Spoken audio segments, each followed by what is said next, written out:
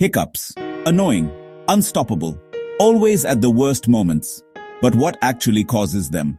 Hiccups happen when your diaphragm suddenly contracts. The diaphragm is the muscle just below your lungs. This quick movement forces you to suck in air.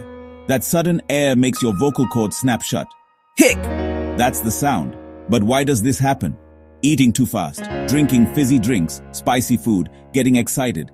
It's your body's quirky reaction to irritation, or sudden changes in your stomach, or changes in your throat. The good news? Hiccups usually go away on their own.